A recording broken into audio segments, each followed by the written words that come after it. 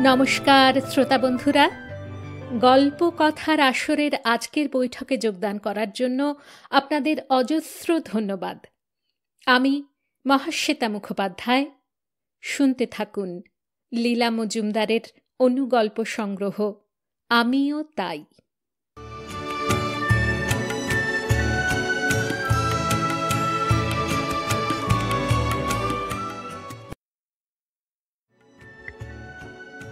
আমিও তাই ৩৬।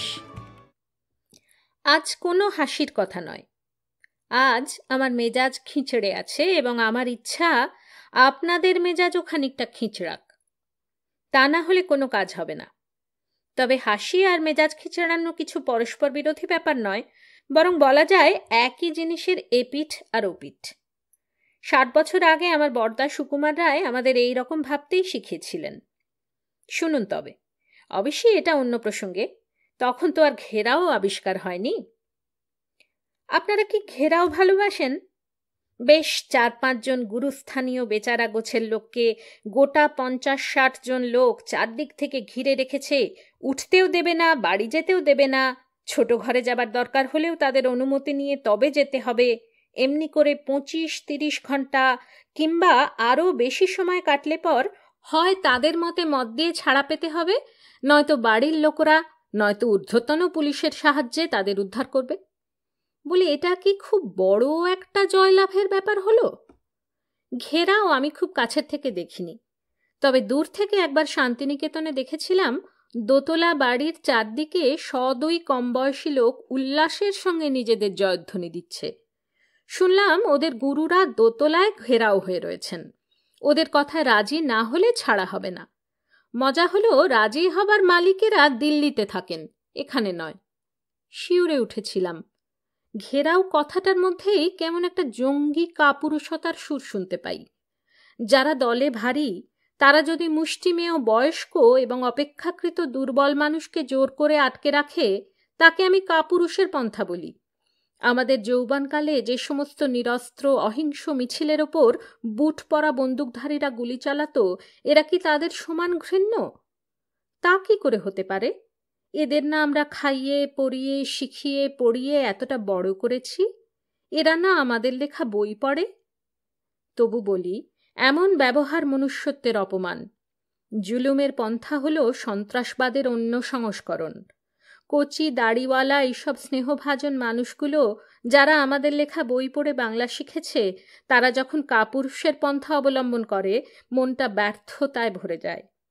উভয় পক্ষ যদি সংখ্যায় এবং শক্তিতে সমান হতো, তাহলে তারা নিশ্চয়ই এই উপায় নিত না। ঘেরাওতে আর মাস্টারমশাইয়ের গায়ে হাত তোলাতে কোনো তফাৎ নেই, বিশেষ করে শান্তিনিকেতনে, যেখানকার মাটিতে কোনো বেয়াড়া ছেলের উপরেও গুরুমশাইদের হাত তোলা বারণ ছিল, এবং যেখানে কবি বারবার বলেছেন যে বিদ্যালয় পরিচালনার ব্যাপারে ছাত্রেরও একটা সক্রিয় ভূমিকা থাকা উচিত। তবে এর আর একটা দিকও আছে। পন্থাটা ঘৃণ্য হলেও কারণটাকে সবসময় উড়িয়ে দেওয়া যায় না। তবু বলি, ঘেরাওকারীদের দাবি হাজার ন্যায্য হলেও তাদের পন্থাটা কখনো সমর্থন করা যায় না। আসলে আমার সহানুভূতিটা ছাত্রদের দিকেই, যদিও ওদের বিচার বুদ্ধির উপর খুব একটা আস্থা নেই। একটা দৃষ্টান্ত দিই। সম্প্রতি একাধিক বিক্ষোভের কারণ হচ্ছে ছাত্র ভর্তি হওয়া নিয়ে। ছাত্রদের উদ্দেশ্যটার আমি প্রশংসা করি। উচ্চতর শিক্ষা পাবার ইচ্ছার চেয়ে ভালো কি হতে পারে? তেমনি অনেক বিদ্যালয়ে ছাত্র ভর্তি করা নিয়ে পরিচালক মণ্ডলী এবং তাঁদের ঊর্ধ্বে যারা আছেন, তাদের স্বার্থপর ও হৃদয়হীন নীতি দেখে অবাক হই। এমনকি ওই বিদ্যালয়েই কয়েক বছর শিক্ষালাভ করে যারা শতকরা ৭০-৮০ নম্বর পায়নি, এবং পরীক্ষার্থীদের মধ্যে শতকরা ৮০ জনই তাই, তাদেরও নিজেদের বিদ্যালয়ে স্থান হয় না। তার বদলে অন্য স্কুলের শিক্ষিত বেশি নম্বর পাওয়া ছেলে মেয়ে নেওয়া হচ্ছে। অর্থাৎ নিজেদের ছেলেদের প্রতি বিদ্যালয়গুলো কোনো দায়িত্ব স্বীকার করে না। তাদের একমাত্র চিন্তা বেশি নম্বর পাওয়া ছেলে ভর্তি করে স্কুলের এবং নিজেদের প্রতিষ্ঠা ও সুনাম বাড়ানো। যেসব ছেলেরা উচ্চতর শিক্ষা গ্রহণে অক্ষম, বরং হাতের কাজে পটু, তাদের কথা ছেড়ে দিলাম। কিন্তু ১৫, ১৬, ১৭ বছরের ছেলেমেয়েদের সবসময় সব শক্তি ও সম্ভাবনা বিকাশ পায় না। মাধ্যমিক কি উচ্চ মাধ্যমিকের নম্বর দেখে তাদের ভবিষ্যৎ কর্মজীবনের মান বোঝা অসম্ভব। বেশিরভাগ ক্ষেত্রে 16-17 বছরের ঔজ্জ্বল্য ধোপে টেকে না। অত নম্বর দেখে ভর্তি করেও সবাই পাশ করে না, কৃতিত্ব দেখানো দূরের কথা। সব পাশ ভালোভাবে দিয়েও কর্মক্ষেত্রে বিফল হয়। আবার মধ্যমানের ছাত্রদের কত সময় কত বড় বড় কাজ করতে দেখা যায়। আইনস্টাইনকে শুনেছি অঙ্ক পারেন না বলে স্কুল থেকে নাম কেটে দিয়েছিল। বিখ্যাত চিকিৎসাবিদ সুবোধ মিত্র আমাকে বলেছিলেন তিনি অতি সাধারণ ছাত্র ছিলেন, মাঝে মাঝে এক একটা বিষয় ফেলও করতেন, অথচ কর্মজীবনে ক্যান্সার চিকিৎসা এবং অন্যান্য অবদানে তাঁর তুলনা নেই। আসলে মাধ্যমিক এবং উচ্চ মাধ্যমিক পাঠ্যক্রম হল চর্বিত চর্বণের ব্যাপার। মৌলিক বুদ্ধি বা উদ্ভাবন শক্তির ভূমিকা অতি নগণ্য। অবশ্যই অতি গুণী ছাত্ররা যাতে হাত দেয় তাতেই সফল হয়, তাদের কথা বলছি না, ওই 80% মধ্যমানের কথাই ভাবছিলাম।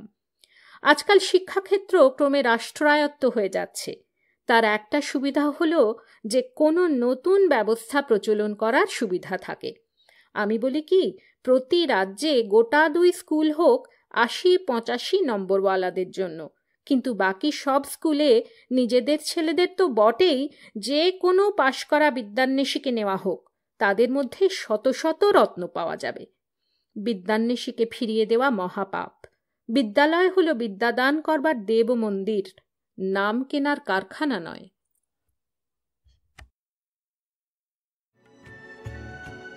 আমিও তাই। 37। পুজো আসতে আর মোটে 2.5 মাস। সেকালে লোকে এই সময় থেকেই তোড়জোড় করত। প্রায় সকলেরই দেশে একটা করে পৈতৃক বাড়ি থাকতো, সেখানে সবাই জড়ো হতো। শহর থেকে জুতো জামা কাপড় নিয়ে যেত লোকে। দেশে যারা থাকতো তারা কোথায় সস্তায় গুড় নারকেল বাতাসা পাওয়া যাবে তার খোঁজে থাকতো। বৃষ্টির তাণ্ডব কমলেই গিন্নিরা নারকোল চিড়ে, নারকেল নাড়ু, ক্ষীরের ছাঁচ, ইছামুড়া এইসব মাল মশলা ঠিক করে রাখতেন। ভাদ্র মাসে ওগুলো তৈরি করা হতো। বুঝতেই পারছেন নিশ্চয়ই আমি দেশ বলতে ব্রহ্মপুত্রের তীরের কথা ভাবি। সেখানে আমি কখনো যাইও নি, যাবও না, তাই আমার মানুষ চক্ষে তার ছবি এতটা স্পষ্ট। ঠাকুমা, বড় পিসিমা, বৌদিদিরা ওইসব বানাতেন। সরু সরু করে পাকা নারকেলের ফালি কেটে তার লম্বা ধার দুটো নিরামিষ ঘরে শিলের ওপর ঘষে একটু পাতলা করে নিয়ে নরুন দিয়ে খুদে খুদে স্লাইস করে ফেলতেন। দেখতে হতো ঠিক যেন চিঁড়ে। তারপর তাকে চিনিতে আঁশিয়ে শুকিয়ে বড় বড় কৌটোয় রেখে দিতেন। ওই হলো নারকেল চিঁড়ে। জিরে জিরে করে নারকেল কেটে ঘন ক্ষীরে জাল দিয়ে শুকনো করে মুঠি করে একটুখানি চাপ দিয়ে যখন নামিয়ে রাখতেন, মনে হতো বুঝি চিংড়ি মাছের মুড়ো। নামও ইছামুড়া। যাদের ছুচিবাই ছিল তারা নাকি ওটি খেতেন না। দেশে ওইসব হচ্ছে, পাটা পাটা আমসত্ত্বে তেল মাখিয়ে রোদে দিয়ে তোলা হচ্ছে। ওদিকে মশুয়া গ্রামে ঠাকুরমা আমার ছোট জ্যাঠাকে, বাবাকে আর সোনাপিসিকে সামলাতে পারছেন না। ঠাকুরদা সুন্দরদা কবে আইব? তারা এলেন শেষ পর্যন্ত, কাপড় চোপড় জামা জুতো খেলনা এবং কড়া শাসন নিয়ে। তখন সুর বদলে হলো, মা তাইন কবে যাইব? এ গল্প আগেও বলেছি। আমাদের ছোটবেলার অনেকখানি শিলংয়ে কেটেছিল। তখনও বারোয়ারি পুজোর খুব একটা প্রচলন না থাকলেও পাড়ায় পাড়ায় পুজো হতো মনে আছে। আমাদের বাড়ির পিছন দিকে লুম্পারিং নদী অন্য একটা নদীর সঙ্গে মিলে আকারে বেড়ে বেড়ে বড় ঝর্ণা হয়ে ঝাঁপ দিতে দিতে বড় পানির নাম নিয়ে সমতলে নেমে যেত। কিন্তু আমাদের তারের বেড়ার ধারে তুঁত গাছের তলায় দাঁড়িয়ে যতটুকু দেখা যেত সেটিকে নিতান্ত আমাদের নিজেদের নদী বলে মনে হতো। সিলেটি পাড়ার ঠাকুরকে ওইখানে ভাসান দেওয়া হতো। বাজনা বাদ্যি বাজিয়ে গাঁদা ফুল ছড়িয়ে হল্লা করতে করতে অমন সুন্দর মূর্তিটাকে জলে ডুবিয়ে ওরা যে যার চলে যেত। বিকেলে ক্লাবে থিয়েটার, লোকের বাড়ি গিয়ে প্রণাম করা, মিষ্টি খাওয়া, কত কাজ। আমরা অনেকক্ষণ দাঁড়িয়ে দাঁড়িয়ে দেখতাম। ছেলে মেয়ে সিংহ রাক্ষস সব নিয়ে ঠান্ডা জলের নিচে মা দুর্গা শুয়ে আছেন। আমার ভয়ঙ্কর কষ্ট হতো। নিজের মনকে বলতাম, ও তো আসলে ভগবান নয়, চমৎকার একটা মূর্তি, ভগবানকে চোখে দেখা যায় না, মনে মনে ভাবতে হয়। তবু রোজ আমরা দুবেলা গিয়ে দেখে আসতাম রং ধুয়ে যাচ্ছে, হাত পা গলে যাচ্ছে। আস্তে আস্তে নুড়ি আর বালির মধ্যিখানে তাকে আর আলাদা করে চিনতে পারতাম না। তখন মনটা অনেক ভালো হয়ে যেত। একবার একটা রাংতা মোড়া শোলার তারা কুড়িয়ে পেয়েছিলাম। অনেক দিন আমার শামুক ঝিনুক রঙিন পুঁথির বাক্সে রেখেছিলাম। তারপর ছোটবেলাকার অন্য মায়ার সঙ্গে সেও কোথায় হারিয়ে গেছে। তারপর কতকাল কেটে গেছে। 12 বছর বয়স থেকে আমরা কলকাতাবাসী। রসা রোডের ওপর একটা বাড়ির দোতলায় থাকি। পুজোর সময়টাকে ভারী উপভোগ করি। আমরা ব্রাহ্ম, আমাদের পুজোর সময় নতুন কাপড় কেনা হতো না, বাড়িতে পুজো হতো না, পাড়ায় পাড়ায় হতো, ইচ্ছে হলে দেখে আসা যেত। কিন্তু ভাসানের দিন সব ঠাকুরকে আমাদের বাড়ির সামনে দিয়ে যেতে হতো। আমরা জানলা ছেড়ে নড়তাম না। বাবারা 3 ভাই ব্রাহ্ম হয়েছিলেন আর সবাই হিন্দু। পুজোর উপর আমাদের খুব বিদ্বেষ থাকা অসম্ভব। আমরা না করলেও অন্যরা করুক না, খালি ওই বলির কথাটা ভাবলে হাত পা ঠান্ডা হয়ে যেত। এই প্রসঙ্গে অনেককাল পরের একটা মজার গল্প বলি। উপেন্দ্র কিশোরের নাতনির ছেলে রনু, তারা থাকে বালিগঞ্জের 3 কোনা পার্কের কাছে। পার্কে মহা ঘটা করে দুর্গাপুজো হয়। ওদের বাড়ির সামনে দিয়ে আমার খুদে খুদে ভাইপো ভাইজিরা ঠাকুর দেখতে যায়। অথচ রনুকে তার দিদিমা বলেছেন, ছি, ওরা পুজো করছে আর তুমি মজা দেখতে যাবে? তা হয় না, আমরা মন্দিরে গিয়ে উপাসনা করি। আমরা মনে করি ভগবানকে চোখে দেখা যায় না, ওখানে গিয়ে কি হবে? রেগে মেগে রনু অনেকক্ষণ ছাদে পায়চারি করে ঘণ্টাখানেক পরে নেমে এসে দিদিমাকে বলল, তোমাদের ওই ভগবান যাকে চোখে দেখা যায় না, মনে ভাবতে হয়, তার সঙ্গে কিছু কথা হলো। সে কি বলল জানো? সে বলল, তোমরা যে মন্দিরে গিয়ে চোখ বুজে উপাসনা করো ওসব ভুল, আর ওরা যে ঢাকঢোল বাজিয়ে ফুল ছড়িয়ে পুজো করছে ওই ঠিক। দিদিমা তো হাঁ। 1937-38 সালের মধ্যে বারোয়ারি পুজোর চল হয়ে গেল। প্রথম প্রথম বড় সুন্দর করে সকলে মিলে খাটত। মনে আছে, ভবানীপুরে থাকি তখন, পাড়ায় পুজো হয়, ছেলেরা আনন্দ করে চাঁদা তোলে, পাড়ার পুজো গৃহস্থরাও যথাসাধ্য দেয়। পুজো হয়ে গেলে পালা করে সকলের বাড়িতে ছেলেরাই ভোগ পৌঁছে দিয়ে যায়। আমার শ্বশুরবাড়ির সবাই হিন্দু। আমার বিধবা ননদ খুব আনন্দ করে ভাইপোকে নিয়ে ঠাকুর দেখতে গেলেন। বাতাসা চুষতে চুষতে ফিরে এসে ছেলে বলল, সুন্দর ঠাকুর মা। আমি বললাম, কেমন বল? সে বলল, মত্ত একটা ছিঙ্গ দাগকোষ খাচ্ছে, দক্ক পড়ছে, কি ভালো না মা। আমি বললাম, আর কি দেখলি? সে তো অবাক, আর কিছু সে লক্ষ্যই করেনি। 3 বছর বয়স, চোখের সামনে সিংহ রাক্ষস খাচ্ছে দেখতে পেয়ে কৃতার্থ, আর কিছু দেখবার দরকারও বোধ করেনি। আমরা বাড়ি শুদ্ধ সবাই কলকাতার সব বড় বড় ঠাকুর দেখে বেড়াতাম। ততদিনে বারোয়ারি পুজো জমকালো হয়ে উঠেছে। পুরুষদের মহিলাদের আলাদা পথ, সেই রকমই নোটিশ লটকানো। আমার স্বামী প্যান্ডেলের বাইরে একটা মহিলা লেখা নোটিশের পাশে দাঁড়িয়ে চুরুট খাচ্ছেন। খুদে এক ভলেন্টিয়ার এসে বলল, এটা তো আপনার জায়গা নয়। কেন? এটা মহিলাদের জন্য নোটিশ, দেখুন। আমার স্বামী বললেন, আমি তো মহিলা। সে বলল, তাহলে প্যান্ট পরেছ কেন? আমি যে ফ্যাশনেবল, স্ল্যাক্স পরি। চুল কেটেছ কেন? বব করেছি যে। চুরুট খাচ্ছ কেন? কি মুশকিল, তুমি যে একটি ফ্যাশনেবল মহিলা চেনো না। ছেলেটা ওর 6 ফুট লম্বা শরীরের দিকে চেয়ে বিড়বিড় করতে করতে চলে গেল।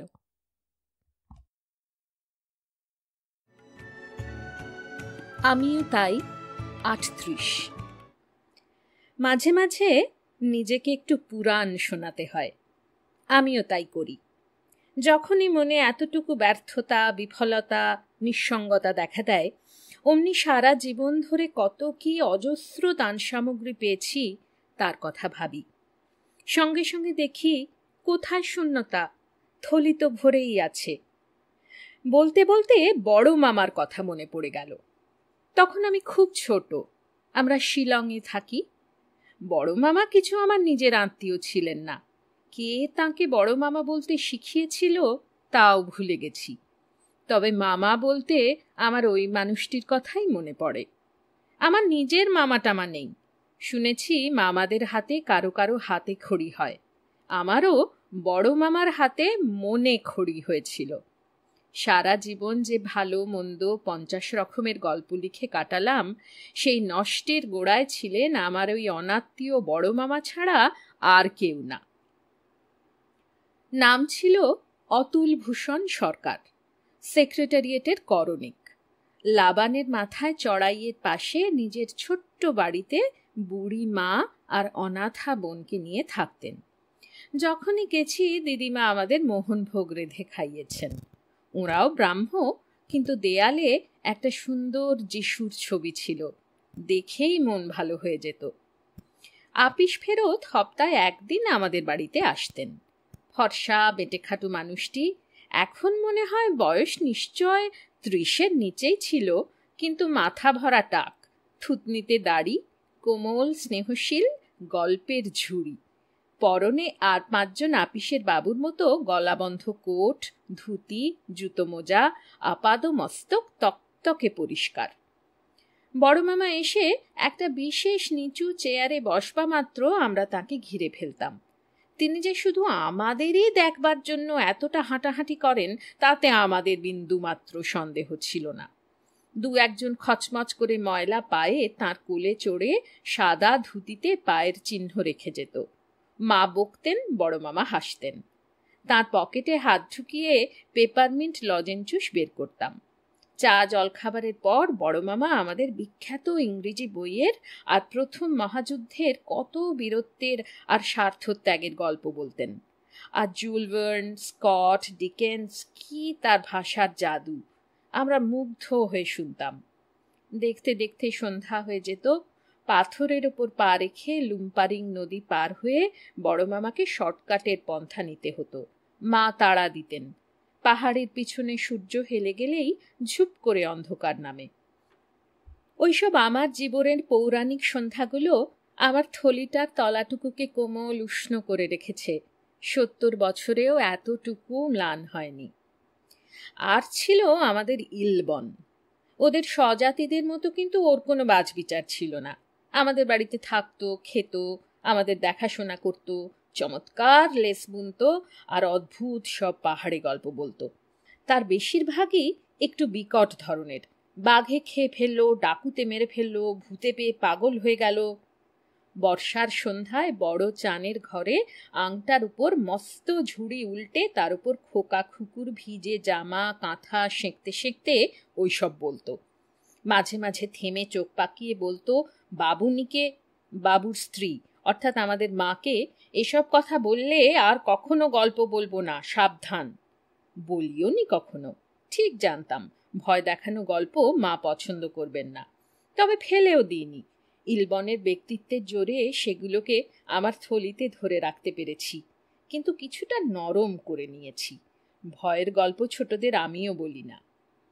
বড় মামার মতো আসলে ইলবনও ছিল অখ্যাত কিন্তু অদ্বিতীয়, অবিস্মরণীয়।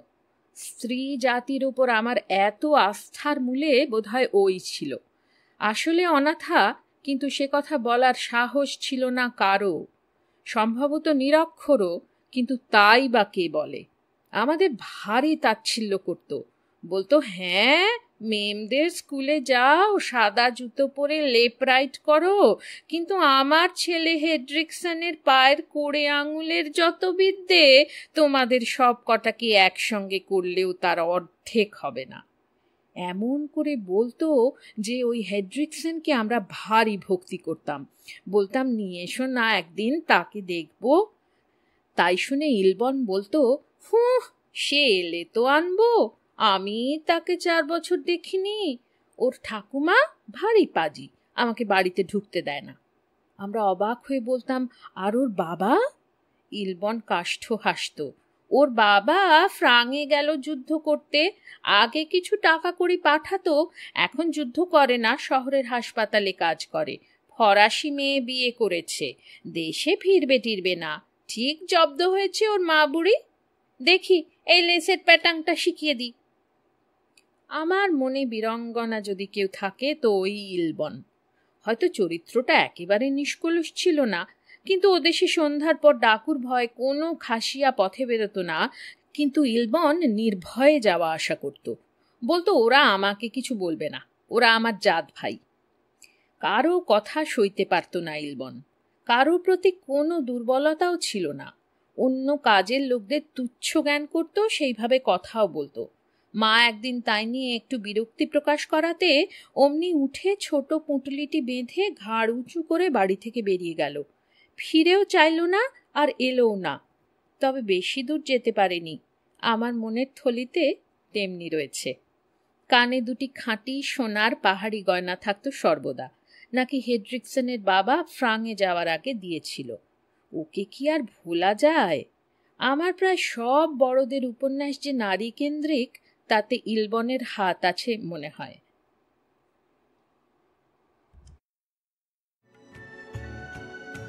আমিও তাই 39। 51 বছর আগে আমার বিয়ের পর 100 টাকা ভাড়া দিয়ে দিব্যি সুন্দর ছিমছাম 4 ঘরের এক দোতলার ফ্ল্যাট ভাড়া করা হলো।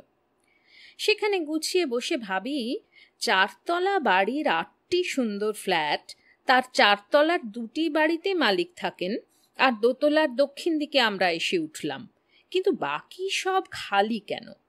মালিকের পুরনো বেয়ারা মঙ্গলকে জিজ্ঞাসা করাতে সে অম্লান বদনে বলল, ভূতের ভয় কেউ থাকে না মামিমা। আমি তো আকাশ থেকে পড়লাম, সে আবার কেমন কথা মঙ্গল? না, ঠিক তাই। 7 বছর আগে একতলার দক্ষিণের ফ্ল্যাটটা এক ফিরিঙ্গি সাহেব মেম ভাড়া নিয়েছিল। তা মেমের আসল স্বামী একদিন এসে তাদের দুজনকে গুলি করে মেরে নিজেও আত্মহত্যা করেছিল। ভূত থাকা কি এমন আশ্চর্য কথা মামিমা? আমার তো চক্ষু স্থির, তবে একদিনের জন্যও কিছু শুনিনি বা দেখিনি। উপরন্তু মাস 3 মধ্যেই আমাদের সামনের ফ্ল্যাটটাও ভাড়া হয়ে গেল। শুনলাম কোনো আরমানি ব্যাচেলার সাহেব নিয়েছে। তার সঙ্গে সিঁড়িতে দেখাও হয়ে গেল, সঙ্গে বাছুরের মতো বড় চমৎকার একটা গ্রেট ডেন কুকুর। সে দেখা হওয়া মাত্র আমার পা চেটে দিয়ে ল্যাজ নাড়তে লাগলো। আমি তার মাথায় হাত বুলিয়ে সাহেবকে বললাম, বাহ, কি সুন্দর কুকুর, বাড়িতে চোর বা ভূত এলে ভাগাবে। সাহেব কাষ্ঠ হেসে বলল, ভূত হয়তো ভাগাতে পারে জানি না, তবে চোর ও দস্তুর মতো ভালোবাসে। ভাগানো দূরে থাকুক, বরং তার পা চাটবে। তাই সস্তায় পেয়েছি। রোজ 2 মাংস আর 1/2 দুধ খায়। এই বলে আবার কাষ্ঠ হেসে সাহেব ফ্ল্যাটে ঢুকে গেল। আপনাদের মনের শান্তির জন্য বলছি, তখন টাকায় 4 করে দুধ আর কুকুরের জন্য মাংস 4 আনা করে পাওয়া যেত। তখনকার হিসেবে তাই যথেষ্ট। সাহেব বেশি দিন থাকেনি, কোথায় যেন কোয়ার্টার পেয়ে চলে গেল। আরও পরে মালিকের কাছে ওই কুকুরের বিষয়ে আশ্চর্য গল্প শুনলাম। কোয়ার্টারের জানলার সরু শিক বেঁকিয়ে একদিন রাতে চোর ঢুকেছে। সাহেব কোথায় পার্টিতে গেছে, অনেক রাতে ফিরবে। চোরের সাড়া পেয়ে কুকুর মহা খুশি, মুখে টুং শব্দ করল না, বরং পারলে হয়তো জানলা ভাঙতে সাহায্য করত। জানেন বোধহয় চোররা নিজেদের পিঠের দিকে নিরাপত্তা রক্ষা করে, তবে কাজ শুরু করে, যাতে পেছন থেকে কেউ এসে ঘাড়ে না ঝাঁপায়। এ চোরও সম্ভবত জানলা দিয়ে ঢুকে হাতিয়ারের থলি হাতে দেয়ালে ঠেস দিয়ে ছোট্ট টর্চ জেলে চারদিক পর্যবেক্ষণ করতে গিয়ে দেখে, সর্বনাশ, দৈত্যের মতো বড় এক কুকুর তার দিকে এগিয়ে আসছে। ডাকছে না, আহ্লাদে ল্যাজ নাড়ছে, কিন্তু থামছেও না। কাছে এসে 2 পায়ে উঠে দাঁড়িয়ে তার গাল গলা চাটতে লেগেছে। সঙ্গে সঙ্গে হাত পা হিম হয়ে চোরের পতন ও মূর্ছা। শেষ রাতে 2-4 জন বন্ধু সহ পার্টি থেকে ফিরে ইয়েল লক খুলে ঘরে ঢুকে সাহেব বসবার ঘরের চারদিকে হাতিয়ার ছড়ানো, আর জানলার পাশে হাত পা এলিয়ে একটা সন্দেহজনক লোক পড়ে আছে। ভয় তার চোখ ঠিকরে বেরিয়ে আসছে। তার বুকের উপর 2 পা রেখে কুকুর ল্যাজ নাড়ছে আর ওর গলাটলা মাঝে মাঝে চাটছে, কিন্তু সে এতটুকু নড়বার চেষ্টা করলেই রলোর গলা থেকে বাজের মতো গুড়গুড় শব্দ বের হচ্ছে। সাহেব তাই দেখে লোকটা কেঁদে বলে, সাহেব, আমাকে থানায় দাও, জেলে দাও, যা খুশি করো, খালি এই কুত্তার হাত থেকে আমাকে বাঁচাও। সারা রাত আমাকে নড়তে দেয়নি। সাহেব ডাকলো, রলো। কুকুর অমনি চোরটাকে ছেড়ে সাহেবের সামনে এসে ল্যাজ নাড়তে লাগলো। ততক্ষণে আরও লোকজন এসে পড়েছে। চোর থানায় গেল। সাহেব বন্ধুদের বলল, বলি না, রলো বড় চোর ভালোবাসে, ঢুকতে দেয় কিন্তু বেরোতে দেয় না। যদি জীবনে সুখী হতে হয় তাহলে কোনো জানোয়ারকে উপেক্ষা করলে চলবে না। আমাদের কম বয়সী বন্ধু চিনু শেহানবিশের স্ত্রী উমার একটা অভিজ্ঞতার কথা বলি। ওরা দুজন একদিন মিটিং করতে বেহালা কি চেতলা কি ওরকম কোনো শহর সীমান্ত ছাড়িয়ে যত দূর ট্রামে বাসে যাওয়া যায় গিয়ে তারপর সাইকেল রিক্সা নিয়ে গন্তব্যস্থলের অনুসন্ধান করতে লাগলো। যত সহজ শোনাচ্ছে, কাজটা আসলে তত সহজ ছিল না। মোট কথা, কেউ কোনো হদিশ দিতে পারছিল না। শেষটা ঘুরে ঘুরে হয়রান হয়ে একটা গাছের ছায়ায় ঘেরা রাস্তায় ঢুকে চিনু বলল, তোমরা এখানে ছায়ায় একটু অপেক্ষা করো, আমি স্থানীয় লোকদের জিজ্ঞাসা করি, কাছেই কোথাও হবে মনে হচ্ছে। চিনু তো নেমে গেল। রিক্সাওয়ালাও সঙ্গে সঙ্গে অদৃশ্য হয়ে গেল। তাকে কোনো দোষও দেওয়া যায় না। রাস্তার এক পাশে রিক্সা দাঁড়িয়ে, অন্য পাশে একটার পেছন একটা তিরপল ঢাকা মালের ট্রাক। উমা চেয়ে চেয়ে দেখছে আর ভাবছে ট্রাকে কি সামগ্রী আছে কে জানে। এই সময় আর একটা ট্রাক এসে ওইখানে দাঁড়ালো। হয়তো ওইখান থেকে ডেলিভারি দেওয়া হয় না কি। এইসব ভাবতে ভাবতে উমা ঝুঁকে পড়ে নতুন ট্রাকটাকে পর্যবেক্ষণ করছে। এমন সময় পেছন থেকে কে তার চুলের মুঠি ধরে গালে ঠাস ঠাস করে চড় মারতে লাগলো। উমা আর উমার মধ্যে নেই। এমনি শোরগোল তুলল যে ট্রাকের লোকরা, পথচারীরা, রিক্সাওয়ালা, মায় চিনু সেহানবী শুদ্ধ ছুটে এলো। উমা ফিরে দেখেছিল আততায়ী একটা বড় সাইজের বাঁদর ছাড়া কেউ না। ট্রাকের লোকরা হাউমাউ করে ছুটে আসতেই উমাকে ছেড়ে দিয়ে বাঁদরটা তাদের একজনের কাঁধে চড়ে বসল। তারা ক্ষমা টমা চেয়ে বলল, আমাদের ট্রেনিং দেওয়া বাঁদর মা, সন্দেহজনক লোককে বেশিক্ষণ ট্রাকের কাছে ঘোরাঘুরি করতে দেখলেই তাদের তাড়ানো ওদের কাজ।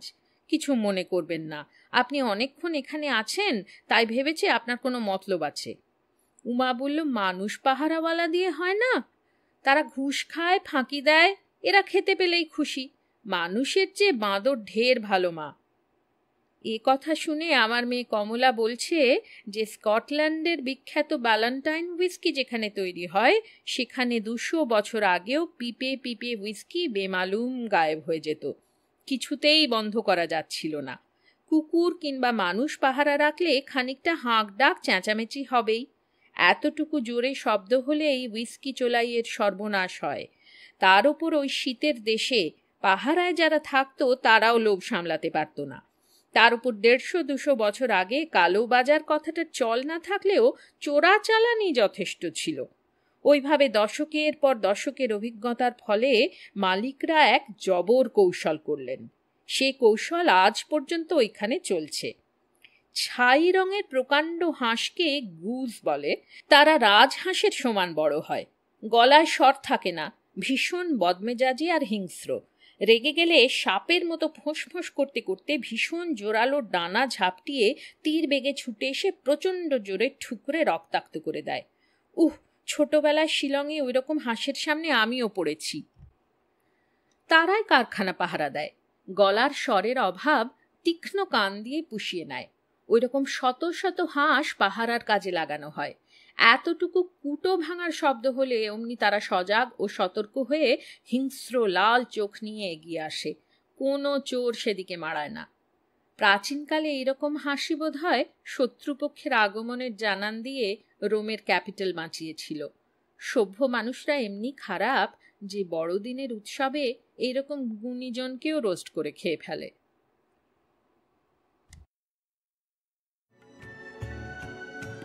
আমিও তাই 40। আমার আধা বয়সী বন্ধু গায়ে পায়ে বড়সড় হলেও তার ডাকনাম পুচকে। তার এলেমখানি কতটা বলি। কম বয়সে স্বামী হারিয়ে যৎসামান্য পুঁজি এবং হাতের কাজে 2 ছেলে এবং একটা মেয়ে মানুষ করে বিয়ে থা দিল। তারপর চাকরি করে টাকা জমিয়ে বছর 3 আগে বিদেশ ভ্রমণে বেরুল। তাই দেখে আমার মনে পড়ল 1928 সালে ভবানীপুর থেকে কলেজ স্ট্রিট পর্যন্ত ট্রাম চড়ে দিদি আমি এমএ পড়তে যাব শুনে আমার জ্যাঠামশাইরা চোটে লাল হয়েছিলেন। 45 বছরে কতটা তফাৎ। সে যাই হোক, পুচকে তো মার্কিন দেশের বেশিরভাগ দর্শনীয় স্থানগুলো সেরে নায়াগ্রা জলপ্রপাত দেখতে গেল।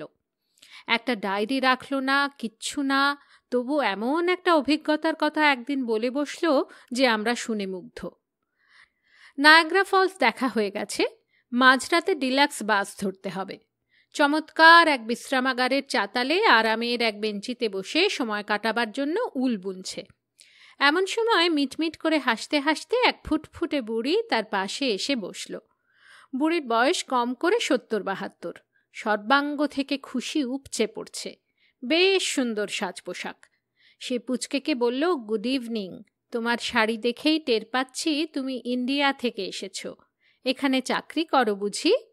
পুচকে বলল, না, আমি পৃথিবী দেখতে বেরিয়েছি।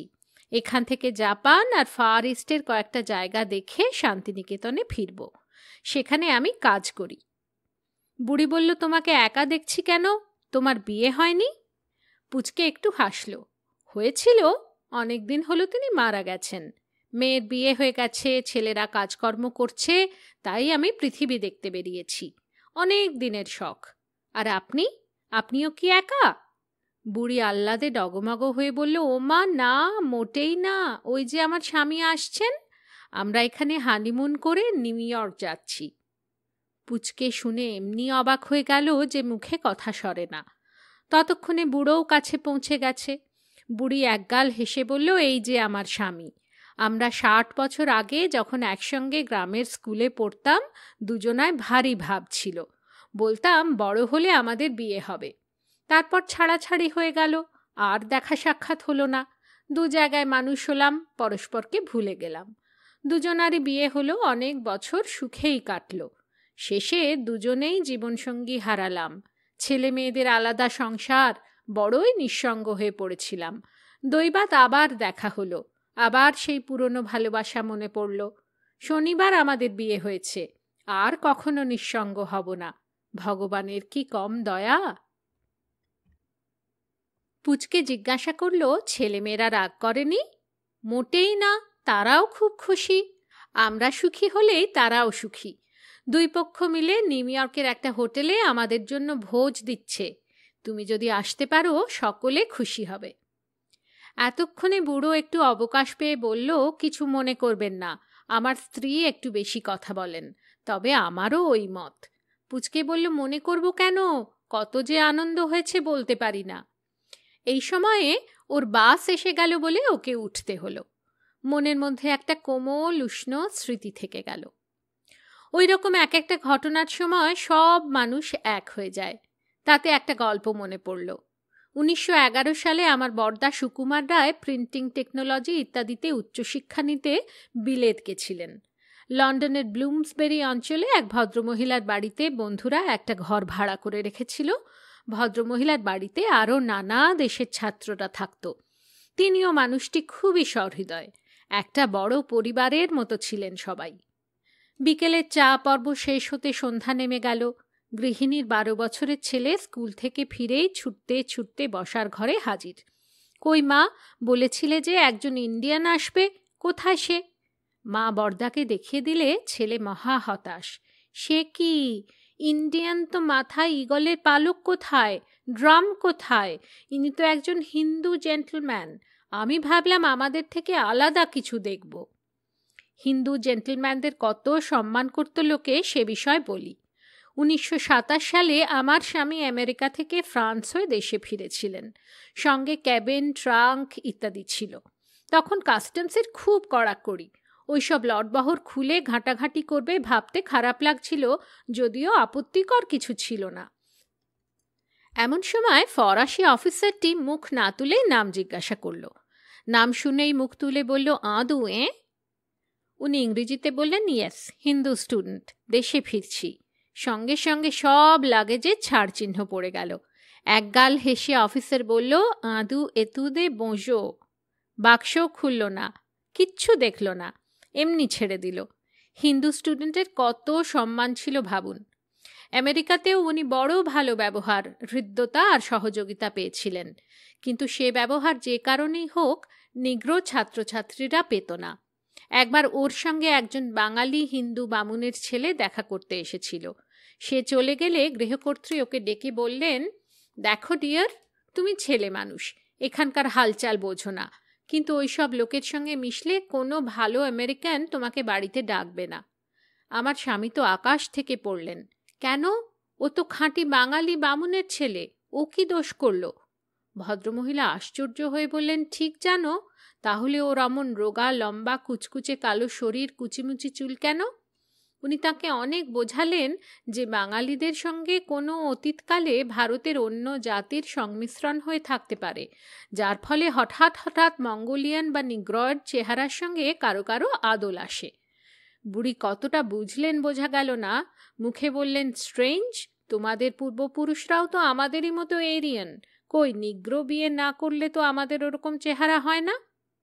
আর একজন বাঙালি ছাত্র ছিল, সে বলল, নিগ্রো বিয়ে ছেড়ে দিন, অব্রাহ্মণ বিয়ে করলেই আমাদের জাত যায়। তারপর 60 বছর কেটে গেছে। এখন আর ওরা যে বাঙালি হিন্দুদের নিজেদের স্বজাতি বলে মনে করে না, তাতে কোনো সন্দেহ নেই।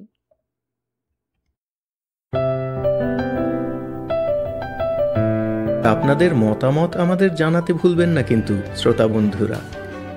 আমাদের ওয়েবসাইট golpokothar.asor.org golpokothar.asor.org